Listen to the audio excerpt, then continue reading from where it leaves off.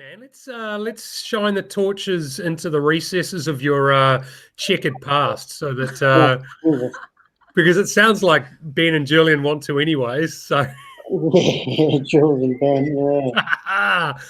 You know what that highlighted for me immediately was really kind of the difference we have between our road and trail cultures. You know, like our road culture has always been a bit of trash talk and a bit of, geeing the boys up and having a laugh, throwing down, getting on the lash.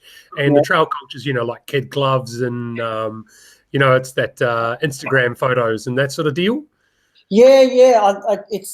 I'm a big believer in my observations in the trail world that it's because a lot of the sport isn't as quantifiably measurable. So, if from not only a time you run in an event, but also like historically, there's not a lot of reference markers and all sorts of things. So, what it's led to is a culture of not quite as being so competitive on so many levels.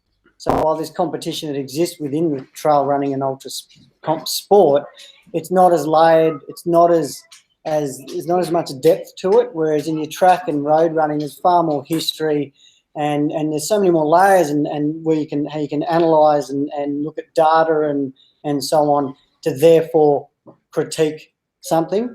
And when I say critique, it also means find things to give your mates shit about. So.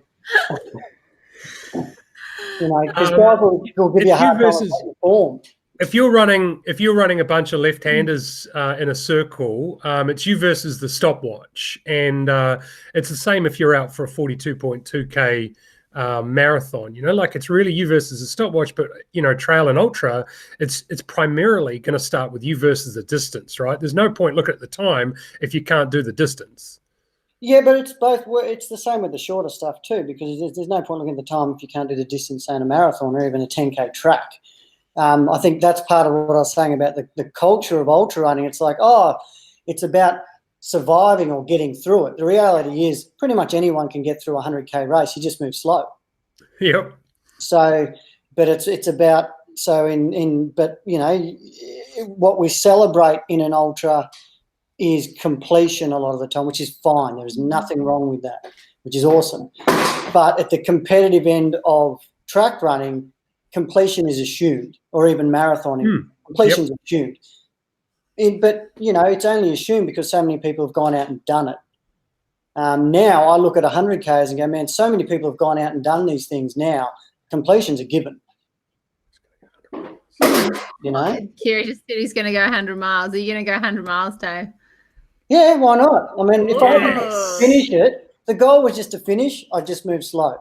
But if you go there and you want to win or you want to run really fast, then the completion element, it becomes a different kettle of fish because, you're going to push yourself potentially too hard and maybe not complete. Or if your goal is to run a particularly fast time and you're not on track to do said goal, you might pull the pin because what's the point? You're there to achieve a goal. And if your goal is to run 15 hours for 100 mile and you're having a rough day and you're going to end up doing 18, I don't see the point in continuing unless you had a secondary goal of just going, I'm happy just to finish the thing. Yeah. But everyone's different. We had it was really interesting. Basically, like you've summed up Tarawera 100 mile this year. We were debating the whole race how Vlad was going to go, if he was going to finish, if he was going to run the time, if he was going to keep the lead. It was so exciting to witness. Yeah, it was awesome. I mean, you get guys like Vlad who'll throw down and he'll give bloody every race he does a red hot crack. And while he may not always succeed, UTA and other events, he had a rough year last year at Cape Town and the like. But when it does all come together, it's awesome. It's epic. And and that's what transpired at Tarawera. It was unreal. I think regardless across the two, let's say, different disciplines, the age-old question is this pace sustainable for the distance or duration remaining? And if you're working from a 10,000 meter track perspective, you're having a glance every 200 meters, certainly every 400 meters, even going in exactly what those need to be down to the second. But if you're at 40 Ks into Tarawera and you're grinding away on the way, you're not even halfway through and you're trying to ask yourself, is this pace sustainable for the duration or distance remaining? It's such an unknown, hard to quantify kind of thing. But what's your experience been with it? Oh, look, it all comes down to like self-belief, because you could look at it and go, is this sustainable, and easily say, convince yourself it's not. Or you can do what Vlad did and go, is this sustainable? And we go, yeah, I think it is, and just keep kicking on. You see it with guys like Jim Walmsley, and I'm not comparing, but saying the two on the same level, but attitudinally, like the approach is there. It's about saying, I'm going to go out there, I'm going to push myself as hard as I can. I believe in myself and my preparation. And then during that race, no doubt they're reminding themselves of what they've done to get to that start line, and they've got self-belief in their capacity to maintain those crazy speeds they've been running at. Yeah, let's quickly circle back to that. I guess we've framed it a little bit now. The history of Dave Byrne. You've been running for a long time and come from a road and track background into trail running. Is that a fair assumption? I was pretty much track, 800 metres, 1,500 metres. I skipped the road and the longer sort of stuff. I did a little bit of longer, like a tiny bit of longer track stuff, really mainly my last year as being a track runner, because I knew it was my last year. I'd already made the decision. And I went, well, I'm going to do, everything from 800 to 10,000 metres in that year. And that's what I did. But I was predominantly the shorter stuff. 1,500 was more where I sat. I probably should have stayed at 800, to be honest. So what changed then? What got you into trail? Well, I stopped for a number of years, and I tried to embrace my Maori heritage and tried to get big and failed. And I managed to go from 56 kilos at my lightest sort of race weight as a track runner. I bulked up to about 65. That's a difference. Intimidating, yes. But, and then what actually happened is my business was filming Ultra Trail Australia, and I'm there going, look at these dudes. This is, telling all my crew, look, a lot of these people are going to walk. I was so naive, because I remember actually asking the question of Brendan Davies about a race once, saying, because it was a sky race, saying, well, people have to walk in it. He goes, man, the best athletes in the world will walk some of these hills. They're so long and steep. I couldn't comprehend that at the time. I didn't realise mountains went up that much or down that much until I'd actually seen it. And then I was at UTA and we're filming it, and I was seeing all these people doing it. It's like, man, like, these people are unreal. I was blowing my mind. Like, they were going all day and they were having the time of their life. And I was like, this looks like a pretty rad sport, and I think I could do it. So I got into it honestly through that. That sort of was where it all began, get me going again. I was really unfit when I started too, so it was a long journey. So what year was that then? 2010, I think. 9. Yeah. 10, yeah, maybe 10. No, it would have been 10. And what was the first trail race then after that decision? I just did like little shorter ones. We have a series here called the Sydney Trail Series, and at the time it was all organised by Sean Greenhill from Mountain Sports. He got a whole bunch of races out there in Australia, and the race I did was in Centennial Park. I lived at Centennial Park at the time, and if anyone knows Sydney, it's where everyone goes and runs. And the race was in there, and it was called a trail race, but it was basically a cross-country race. It was on grass and stuff. Yeah. But I had a lot of fun, and I met, Andy Lee and Brendan Davies and all these guys. And like, man, you should, if you think this is a trail race, you should maybe do something a bit more grown up. And just progress from there. And and I gradually did more and more of these things and longer ones, and got into the sport through that. What do you think? What's your take on the level of professionalism, the level of athletes at the top of the trail scene compared to what we know about the road scene. There's very few true professional athletes in, certainly at a national level in Australia and New Zealand, compared to perhaps the trail scene. The track scene. Yeah, look, I think it's starting to it's getting there. It's definitely progressing. I mean, when I came into the sport, I looked at it and went, you had typically older people, competing. When I say older, I mean athletically older, sporting-wise.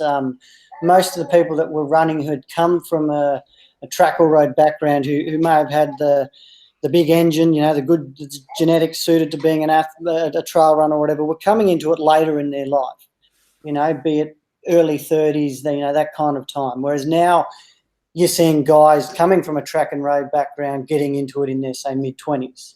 And that's when you're more driven, you've got a bigger ego, you've got more time, you usually don't have kids, you don't care about work, you're happy sleeping on couches, so you're going to be a better athlete, in essence, because that's all your time and energy goes into it. So now you're seeing that evolution in the sport, and it's all happened very rapidly. And because of that, you're getting, you're seeing standards, get far, far greater. That's my baby, in case you're wondering. And so, and you're only going to see it get better and faster at the pointy end. I mean, I got copped a bit of flack a few years back when I made the comment that I believed that the Western States record was soft. And I based my assumption on looking at the course, looking at the fact it didn't have terribly much depth in the race ever. It used to get one or two good runners and then some, but they're good bloody in their own right. But then you see a Jim Walmsley come along, and then another year he comes along, and guess what? Second place also broke what would have been the old record. And now they're vastly, they're far ahead. They're not just chipping seconds away off these things. And similarly, you're seeing, even when you look at the great Kilian Jornet, he's suddenly gone, well, wait a minute, see, here's an L. I'm going to train, do some sort of flatter stuff and some interval work. After doing it many, many times, he went back and destroyed the thing, taking a more, you could argue, professional approach to his preparation for that event, which would have come from, influences that he would have seen from the other athletes that are now in the sport. That was Jonathan Wyatt's record he took, right? The legend, Jono, that's right. And Jono's, he was a 61-minute half marathon kind of a guy, and he took it to the mountain running scene. Was he 6 or 7 times world champion? That's right. But I believe he would have been he's a good example of a guy that went there at the end of his career. Yeah. If he had gone there half a dozen years earlier, who knows what would have happened. But he already did. He did amazing things as it is. Yeah, kind of shades of Ben St. Lawrence a little bit, eh? Still dabbling in a bit of road, but maybe you want to speak on his behalf. He's due 100K sometime soon, eh? Yeah, but he's a bit soft. Same with Julian Spence. He should come across as well. He's still trying to get around as a marathoner, but he should come across and run hundreds. I mean, at least his mate Ash Watson is throwing down. But I think Watto's great, eh? Well, I think Jules isn't coming across because he's worried about losing to Watto, because I think he's the competition and rivalry there is that Watto's probably a better athlete, and Jules doesn't want to get crushed by him. That's just my opinion. I think those guys they do go to some lengths to avoid the competition with one another. I mean, as opposed to actively seeking it out. I guess maybe the comment, Ben pretty much lives at the start-finish line for UTA, and in his defence, he has done the UTA 22. He held the record there for a few years. Yeah. And the race. Right. But Duffus did some damage to that record, last year? Yeah. But, I mean, if you get really analytical on it, Duffus is a monster anyway. We all know that. But the trail itself was groomed. Yep. So that if you look at the times they did on the descent, they were way quicker on descent. And if you look at just through the field, even across every event and every distance, a lot of people ran PBs through that section. Yep. Now, so you go, no worries, he broke the record, awesome. But, there's always changes in trail races, which is why you can't compare them necessarily without a bit of background context. I mean, look, Ferber Steps is now easy to run because it's all been tidied up and the stairs are way more even and all that sort of stuff as well. So there's all these variables, and that's across every, trail race anyway. It's not just the environment that can play in your favour. The weather conditions as well are so variable. Question then on shoe doping, because it's an interesting topic, Dave. Just we'll start here. If there was a shoe company that made a trail running shoe that was a measurable advantage, would you wear that shoe? If it was made by the North Face, yes. Okay. Is that the right answer? No. Look, so that whole, next percent, 4% thing or whatever in the trail, in the road world, it's not, once again, it's a bit more complicated because it's just where do you draw the line on mechanical advantage or being given from another source, and they are freely, as long as it's freely available to everyone, then there is that level playing field argument that means it's fair and we should allow it to occur. But there's always going to be advances in technology, in footwear and other areas that keeps impacting performance. I mean, you just look at advances in nutrition that's had a huge influence on performance. So with regards to footwear, changing rubber compounds, all that stuff that's happened over the years, and arch support and whatever else, there's always been changes that have led to improvement in performance, and where do we draw the line? So personally, I would have drawn the line before the 4% came out. Yeah, fair call. How then do you think we can relate today's performances to those of, like Deeks or Monaghetti or the Ron Clarks and all of the athletes that raised the bar, 2 or 3 decades ago, when we're in a modern arena of the sport where everything should be playing into our hands, like the armchair athlete should be running a 2:10, but they're not. Why? Yeah, well, that's because it's a big influence on performance is culture.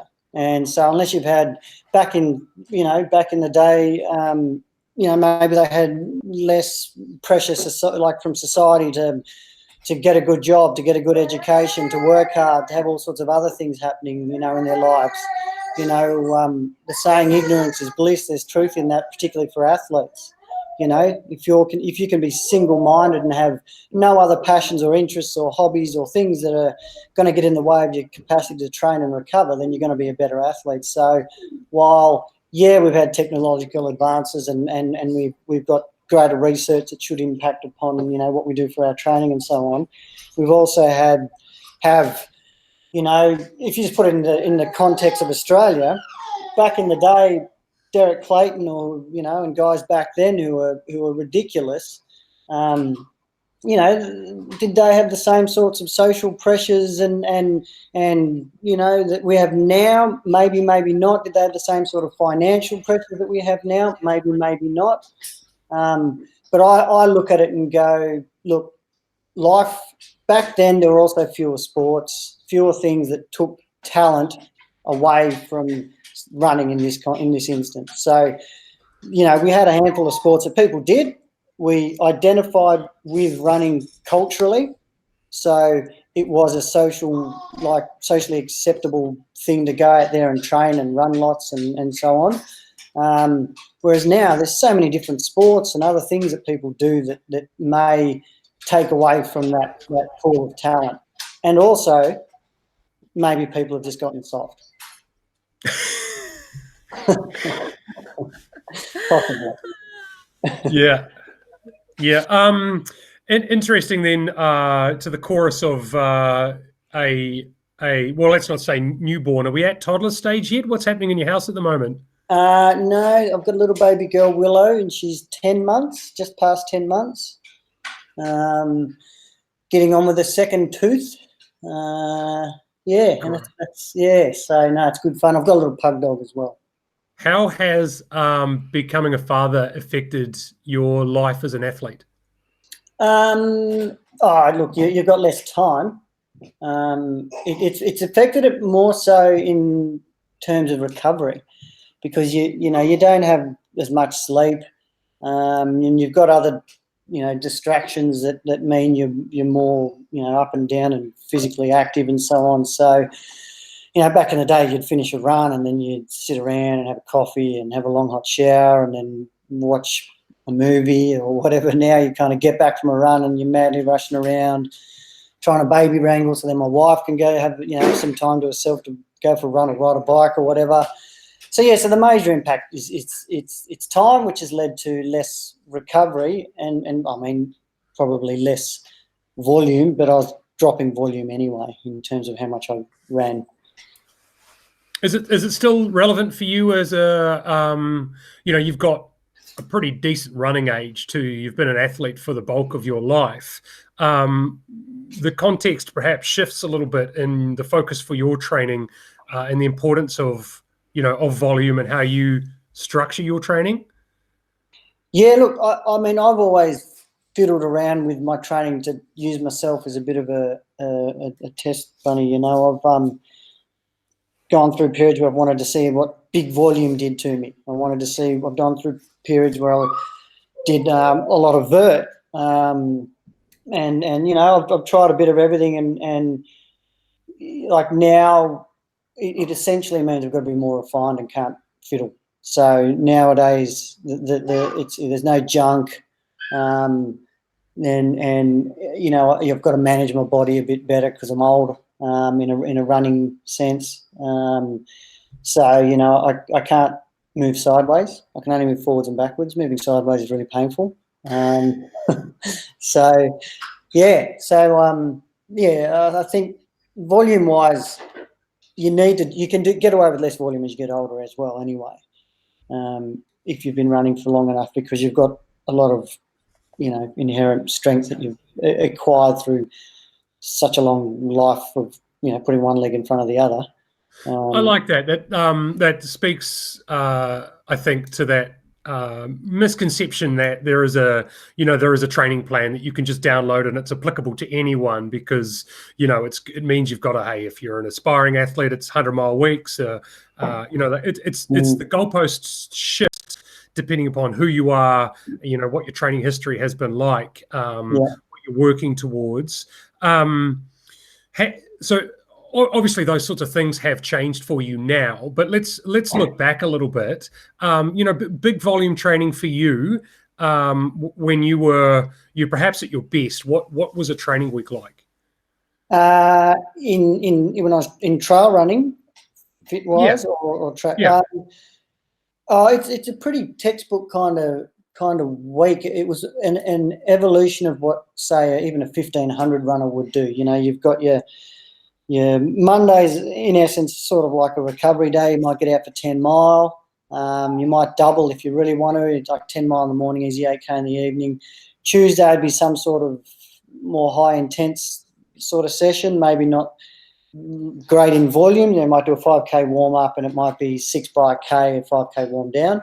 So it still equates to about 10 mile. And then you may do an easy 8K in the evening. Wednesday is just a midweek long run, upwards of 28K maybe, thereabouts, up to that, 20 to 28 depending on things. And then Thursday would be very similar to Tuesday, but maybe the reps might be more tempo based. So you might do a couple of longer tempo efforts, 10 or 20-minute tempos, a couple of those. Friday would be either a rest or an easy 8 or 10K run. Saturday, once again, session day, you double, you do a morning session, evening easy run. And the session would be somewhere but similar to like the Tuesday kind of day. Typically I prefer to do intervals or whatever. And then Sunday's your long run. So, and it would just vary according to motivation and what I was up to, because if I wasn't terribly motivated, it might only be like 28K. If I was super motivated and had the time and could head up to the mountains or something, it might be 50K.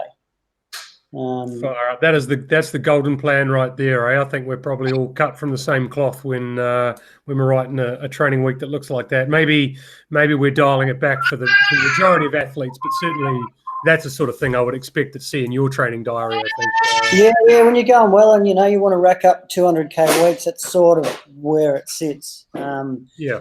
And you've got to obviously manage the fatigue in there. So, you know, you've got recovery elements too. You might get a massage.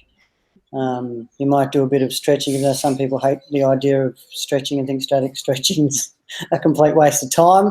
You do it for your head more than your body. Yeah, so no, it is. It's an ideal scenario. It doesn't always play out that way, though. No. So just following up on that then. So as a coach, like what or who are your favourite athletes to coach and why? Type of athlete? Yeah. The ones that don't ask heaps of questions. The ones that are really analytical, that just sort of trust in the process, if you know what I mean. Because if they're overly analytical and they're worried about heaps of data and wanting to know what this means and that means, because in my coaching, I'm all about teaching you to suffer and understand, because for the majority of people, it's that capacity to suffer that lets them down, because they think, oh, I'm a little bit sore and tired, I'm going to slow down. And then you explain to them, no, most good athletes are sore and tired when they get up in the morning, not when you're halfway through a run. Like, you know what I mean? And so a fair deal of what I'm about is teaching people how much they can actually hurt themselves and you know, obviously in a safe manner and perform well. And so, you know, the ideal athlete is really someone who's aspirational, who wants, because I like coaching people who really want to do great things. And I'm not saying necessarily win big events, but really get the most out of themselves individually. Mm-hmm. You know, when someone says, oh, look, I just want to finish X race, I'll be like, yeah, cool. We'll aim to just finish it, but we'll aim to just finish it a lot quicker than what you probably think you could. And that's where the conversation starts. And then it evolves to the point where we go, let's see how much you can hurt yourself tomorrow morning when you do your race. I like it. So you're about getting the best out of people, as well as giving a bit of suffering. Yeah, well, look, I mean, as long as they enjoy it, like they've got to enjoy it too. But I kind of want people to see that they could get more enjoyment out of that if they can learn to suffer for a little while. The enjoyment lasts for weeks and weeks and weeks afterwards. It's the reflection of what you did and how much you suffered that typically makes it far more rewarding. Yeah, really pushing boundaries. So keeping that in mind, so, you know, wanting to get the best out of athletes, what areas do you want to work on as a coach to be the best coach that you can be? My weakness is understanding the benefits, getting a better understanding of the benefits of cross-training, because historically we've looked at cross-training, or I have up until the last sort of 18 months. I've looked at it as being, you do it when you're coming back from an injury, you do it, say, to supplement volume when you can't do more volume, you know, or you do it because you want a recovery day, so you might do a bit of cross-training. Whereas now, when I've been reading about a lot of stuff and stalking a lot of really good athletes, particularly the Europeans, stalking them on Strava and everything, and looking at their history, and, you know, you see things like, you know, the value that cycling can have as a like a genuine contributing factor, and programming it in as something that's going to really significantly improve certain athletes,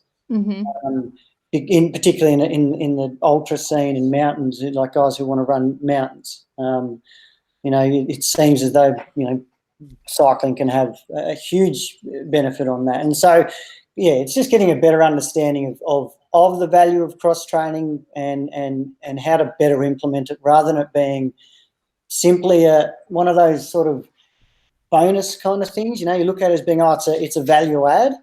You know, you go, oh, that's the extra 1%. Maybe it could be the extra 20%. Yeah. Yeah, You know? I was having a conversation, interesting, I guess, in some parallel, because we'll move on to strength training, but I was having a conversation with a Nike coach in Chamonix about the importance of strength training, and their comment was, if an athlete has has the capacity to apply more stress, then they should put on their shoes and go for a run. In such as saying the strength training should be second to the running, and that perhaps they're not doing enough running if they have the capacity to do the strength training. Do you think that statement is somewhat true? Oh, it's all relative. What if that guy's already out there running 250 Ks a week? You know, I mean, it's the strength training. Like it's once again, that's the attitude of, oh, it's the extra, that's the 1%. Let's just run more. Let's just run more. You know, maybe if the athlete had more power, then they'd become a more efficient mover, and it would benefit the running. So it's sort of, it all is dependent on the individual. Yeah, and I think that was in 2016, and we've had a lot come out over the past few years about strength work. I feel like we started hearing more and more about it probably 2017, 2018, and I think like all things, you know, we keep learning more and more about what we don't know. So keeping that in mind, if you could go back and change something about your running career with all of the learnings that we've had over the past, you know, couple of decades, what would it be? I'd be stayed at 800 metres and then been hopefully a far more relaxed human. I was a bit, I was a dick. Like I was really just because I was young, you know, and when I was doing a lot of that stuff, and I had a big attitude, and it was to my detriment. You know, it meant I was, you know, I wasn't necessarily listening when I should have been. It meant I was, you know, overstimulated before a race. I'd get all fired up and things like that. I just if I could go back, I just would have kept running 800s and just chilled out. Maybe that's what you needed at the time, though, eh? That's what it took to motivate and drive you. That got the fire burning, eh? And it got the poker red hot. So maybe that's what's required for you. Yeah, but I looked at it and I was overcooked. I was overcooked. I just, and you're not putting too much pressure on yourself and things like that, because you're so stimulated and aroused and fired up, and you just want to do all this stuff, and you just get ahead of yourself instead of just going, let's just go through the process, chill out, you know, relax. You're not that bloody good, and just get on with it. Whereas I'd be there strutting around in brightly coloured spikes, thinking I was the man, and like I certainly wasn't. You were all right. Let's frame it quickly then. What was the best 800 meter? Oh, 148. Holy hell! What was the best? Best 1500? 340 high, but not that fast, so it wasn't very good. Best 5000. 1348, but I didn't run many. Like I said, the longest stuff I did when I had chucked it in. Like I ran that when I was like, I should have run a lot quicker over 5K and you know, and longer distances. But I was running those, you know, that season. That was in my last ever season of being a runner. I call it being a runner. You don't need to make excuses for a sub 14 5K. You don't, honestly. Have a look at your local park run, mate.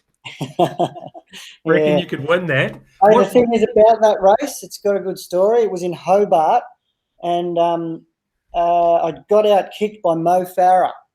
Whoa.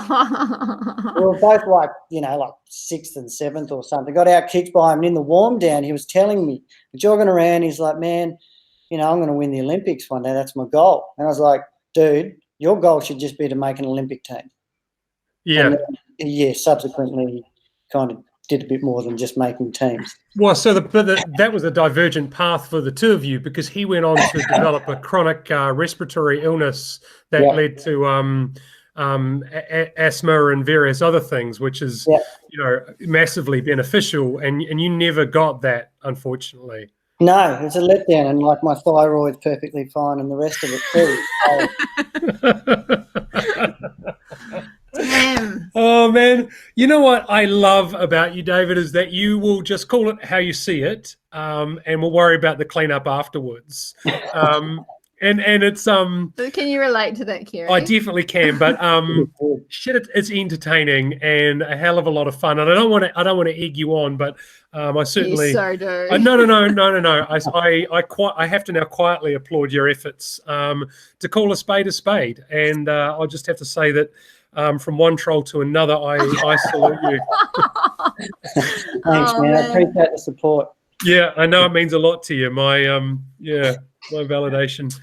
Oh God. What's the future for Dave Byrne in terms of you as an athlete and you as a coach? Look, coaching wise, I just want to crack on and keep working with my guys and girls that I'm coaching and keep them improving and I myself keep learning and growing as a coach. And athletically, I just I still think I've got a lot of far better performances in me. I think I've run quite poorly at the longer stuff that I've done. I've either turned up and had a rough day or turned up and not being fully fit, because it is a challenge being fit when you've got all the other responsibilities a lot of us do in life or whatever. But I know I can be a lot fitter and stronger at events that I've done in the past. So my goal is essentially to turn up to Tarawera and run quicker.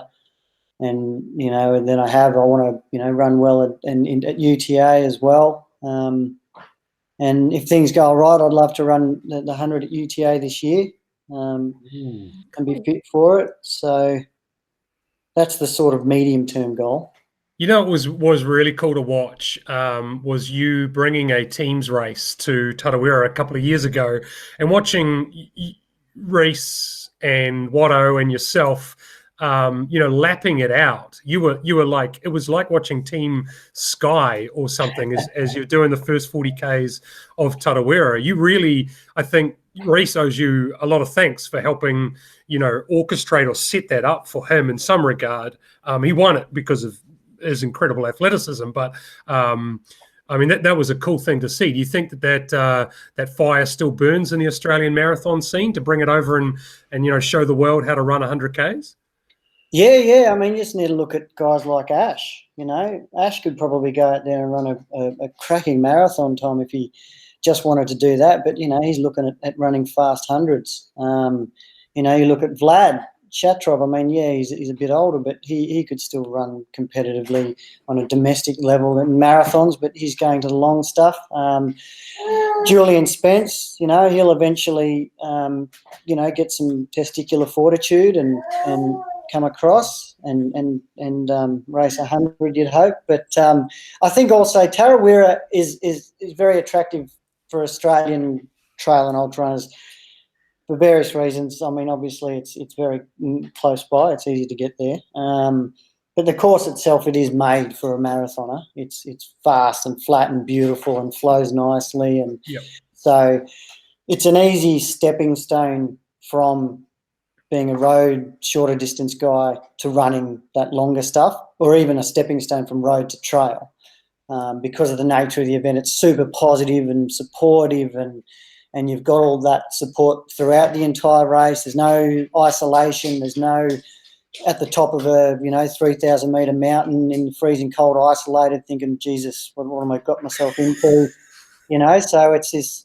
That's why it's so attractive to a lot of the Aussie runners and other internationals. I mean, I've always said on a good year, Tarawera attracts one of the best fields in the world. Yeah. And it's a testament to the race's organisation, to the quality of the whole experience you can have there, because it's not just the race, it's the whole. Like I say, like I'm bloody selling the thing, but I tell everyone the same thing. It's the whole week. There's so much happening and stuff to do and see, but it's still chilled out. But at the same time, you can be as fired up and competitive as you want. But you can just go there and it's pretty chilled out. It's not really in your face, which is awesome. So you're going to have plenty of Aussies wanting to head over there and throw down for sure. Yeah, it's definitely a good spot for your debut 100 miler, right, Dave? No, I've debuted and failed. Well, yeah, true. Yeah. But no, I wanted to do Tarawera 100 mile a couple of years ago, but bloody work and injury and all that meant I couldn't. So, no, I still want to do it. It's an awesome course. Hopefully, I'll do it. Maybe not next year, year after. 2022. Yeah. Dates just got announced yesterday. So really, what's the date? I haven't heard. 13th of February. Yeah, it's gone back a week to get away from Waitangi weekend. We know it's a spiritual weekend for you Māori. So that's awesome. Yeah, that's good, man. That's just after I turned 40. Ah. Ooh. What do you think of that? I was going to look to the wife to see yeah, it was. approval. I thought I could see that look. Yeah. I had a question. So often people talk about coaching being a science or an art or both. What are your thoughts on the combination, or what sort of base do you see your coaching as? I come more from the art side, in that the science is there. I think it's the science, because I've been in the sport so long and exposed to it for so long. I don't have to look at it from a scientific perspective because it's already ingrained in my processes, even though I haven't actively gone out there and read 1,000 research papers or whatever.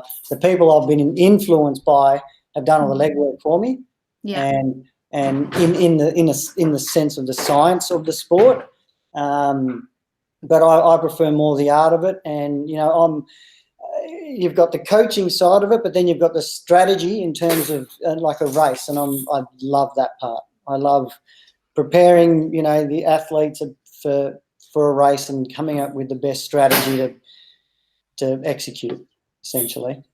Yeah, it's a good point. It's a funny one because when we talk coaches, we talk training, which is the application of work, and anyone can assign work. Anyone can write a spreadsheet that says go out and mangle your legs, 6 or 7 times a week.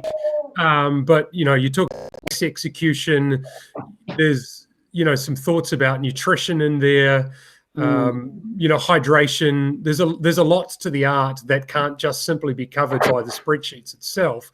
But I love that you bring that. When we talk about Trail and Ultra Coaches Corner, you're one of the guys that really understands the art really well. But that's not to discredit your understanding of the science as well, right? We talk about strength work, or we can talk about stretching, and you'd hold your own in any argument without having to find a citation. And I think that probably as a coach, you're very well respected in Australasia for that. I don't know that I had a question in there rather than just saying that, you certainly have a lot to bring to the sport because of your experience and understanding of it. Yeah, thanks. No, I appreciate it. But I mean, it's the psychology of the sport is probably what I enjoy most as a coach. So it's understanding the individual and how we can, in effect, manipulate them to get the most out of themselves. Sorry about the noise. And getting, and getting their head in the right space for performance. And sometimes, and everyone's different. Like some people, you're telling them to chill out and relax, and you're being hands off. Other ones, you need to be really hands on and give them a second by second strategy and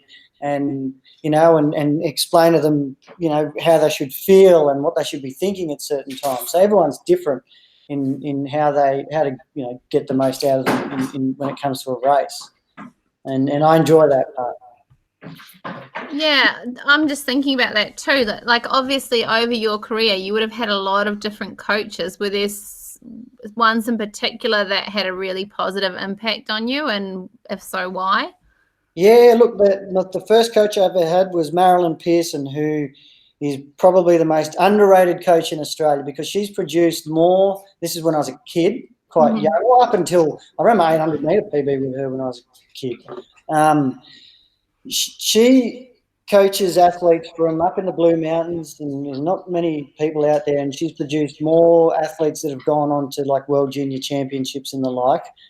She's had athletes go to the Olympics and in different disciplines, race walking, middle distance running, jumps, throws. Like it's phenomenal what she's achieved as a coach, and most people have never heard of her, but that's because she knows how to create, like, not just a specific athlete, but it's the psychology that she taught me, that it's about creating a good human, but a human that knows how to get the most out of themselves and apply themselves to whatever they're trying to do, be it a triple jumper, a race walker, whatever. And that's why she's had success across she's had guys go to the Olympics I think she was coaching Loxley Thompson when he went to the Olympics in high jump. It's unbelievable. So there's her, and then there's a coach I had straight after Marilyn was a guy called Ken Green, and he's a love-hate guy. He's polarizing in the community because he's a straight shooter and he's just a big believer in you just get the job done, get the work done. But he taught me about the importance of things like the process. Like there's a process involved in becoming a better athlete, and it's multifaceted and even subtle things like teaching an athlete how to race. Some people need to be taught that, or getting an athlete conditioned to the sequence of events you go through before a race. And the more conditioned that they are to it, the less stressful and all that the whole process is. So then therefore they perform better. And Greenie was big on the spreadsheet, big on the here's the plan, you just stick to the plan, get the work done. But the plan had a lot to it, and the plan would span 4 years potentially. It was like an Olympic cycle sort of approach, which is something you have to take. Particularly if you want to run marathons and you're coming from short stuff, you're working on 4 year cycles, which in some regards could bring us all the way back to that conversation we had early on regarding what's the difference with athletes nowadays. Maybe not enough of them are training properly and giving themselves enough time to become a good marathoner, which is why we don't have any now, which is why Australia is so poor, because you look at our female marathoners, they're absolutely crushing it, but most of them have taken many years to get there and started at the shorter distance stuff, track 5-10s, and gradually chipped away at running marathons. Whereas you see a lot of guys out there with Australian men, and they've gone from, running track stuff, not being particularly fast, being pretty solid, then they go out there and think they're going to run a really quick marathon 6-9 months later. When realistically, maybe they should be going, well, geez, first maybe I should run a fast 10 on the road, and then maybe I should try and run a fast half, or maybe half a dozen fast halves, and then maybe I'll run a good marathon. How similar or dissimilar would you say that training plan would look for a 10,000 metre 10K athlete versus, say, a marathon athlete? Most of them, the difference is minimal. I mean, you look at the best marathoners in the world, they're the best 10K runners in the world. The training is very simple. You probably might slightly adjust your cycles, and you may not have, say, a 2-week cycle for a marathon. Like a marathon, you might have a 2-week cycle where every second week your long runs a little bit longer. It might be 38K instead of 34 or 32 or whatever. And you might roll home in it. Say with a 10K guy, you might be more bread and butter, sitting at 2.25 hour runs every Sunday. But a marathon, you might push it a bit longer every second one. It's very similar training. It's the same energy systems. Man, I wish the people that needed to hear this information were going to hear this information, but the punters, the Sydney Blackmores athletes, they're not, unfortunately, going to listen to this. But I wish it was included in their entry. But you're speaking from the gospel, man. Yeah, I mean, a lot of coaches use that same approach. I'm not the only one out there. I've learned it from other coaches. Guys like yourself would use the same approach. Most good coaches do. And you'd use the same approach with a trail and ultra runner as well. There's not a vast difference. There's certain elements of specificity, of course, that relate to terrain. But in terms of building an engine, building mental and physical resilience, it's all much the same. But then you introduce, obviously, a bit of the technical side of trail running comes into it a bit more. You may change the terrain on which they train. So you might, instead of doing your long runs on the road or flat ground, you might go up and do your long runs in the mountains. But in essence, the formula is much the same. Oh, yeah. Reps of Narrow-neck. I'm a Mount Hayes fan, or Woodford. Oh, yeah. Oaks Fire Trail, that's where it's at. Slightly downhill all the way. That's my kind of long run. catch the train to the top of the hill, run down it. You Yeah. bet. You bet. Narrowneck's probably one of my favourite trails. Not just for the scenery and that, but for the kind of the mixed terrain and the training effect you can get out of it. It's got a when you turn 40, Dave, you're allowed to go over the other side of Lura and do Mount Hay instead. Mount Hayes is way better than Narrowneck once you become a man of a certain age. God. One day. No. I've just got a fun question, Dave. I think Kerry's done with his questions. Oh yeah. Yep. If you were a superhero, which one would you be and why? Man, that's a tough one. Because, you go, I want to be, say Superman, because you pretty much can do everything. But then True. Superman with his nonsense virtue that makes him bloody pathetic half the time. That's not you. No, like Captain America, he's pretty rad, but also he's pathetic. He's not willing to bend the rules. Yeah, so he's out too. There's all of those lawful good characters. You can't No, it's the ones that are just all about nice to everyone and everything, fluffy unicorn sort of dudes. Yeah. I like an Iron Man or who's got a bit of something about, a bit of attitude. Yep. We'll drink whiskey and still get out there and do stuff, but also do some fun shit, not just save people. I think Julian Spence suggested that you might be Ant-Man. That's all right. I deserve that because I'm a small human and I'm a bit loud and angry sometimes. And then maybe you're the Hulk. Yeah, no, not quite. No, the poor man's Hulk. You know what I've wanted, if I could have one superhero, David, would be to reach through the internet and just slap people for inappropriate behavior or, the odd just reach through the internet and just whack them and then come back again. Yeah, the problem is, though, that you and I would get whacked. Repeatedly. Yeah. Yeah. If you can't whack yourself, who can you whack? Yeah. That's been gold, David. I will chuck this video up on YouTube and link it into the Trail and Ultra Coaches Corner. I will cut a MP3 track for it and put it available for download. Feel free to grab it and host it if you want it as well. Yeah, cool. I think it has been a sparkling insight into the man, the legend. How do people reach out to you, find out more, and connect with you? Look, obviously there's the socials, Instagram, probably Facebook. Go to The Long Run. The Long Run's the best one. My personal Facebook, I'm a bit lazy with. I use it to stalk. That's it. Yeah. Who are you stalking? Athletes to learn.